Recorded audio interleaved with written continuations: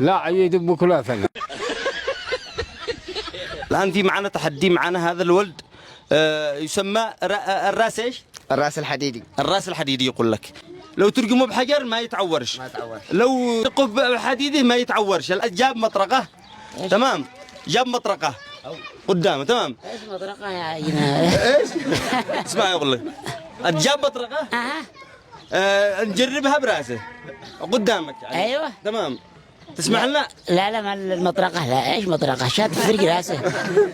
عادي الراس الحديدي. ايش راس حديدي ماشي، هذا ما تقاش ما تسكت. قد قدامك الآن لازم نعمل له دقة. ايش رأيك؟ لا انا من رأيي ما تشاد. بس يعني معاكم هانس عفت أوليه مثلا لو حاجة ولا؟ ايش تعوره؟ معانا 3 عيادات، هنا عيادة وهناك عيادة يعني عادي ندق. بس ما نسمحش لك تعوره يعني. ليش؟ لا تضرب الشيء إلا إذا قدك يعني ناوي اليوم تتخلص منه.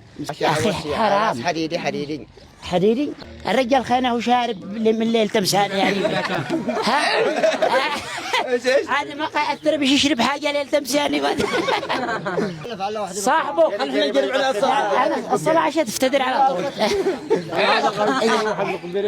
هذا اذا صاحبك راسه حديدي معك شعر.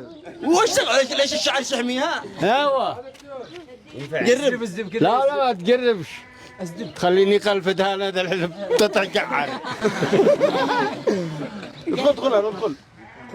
ايش تخليك ايش؟ ها؟ ايش يبغى؟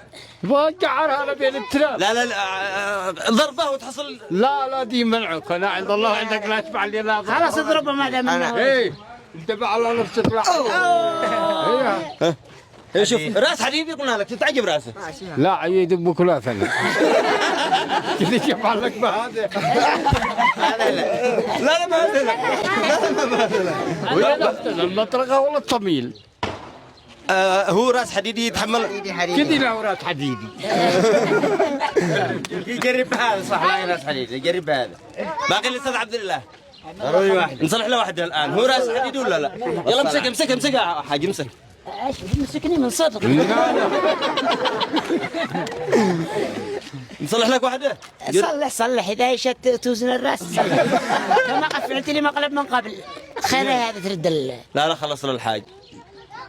يمي كنا عن هذا ما حد تمار ربال والله كلها مطرقة حديد.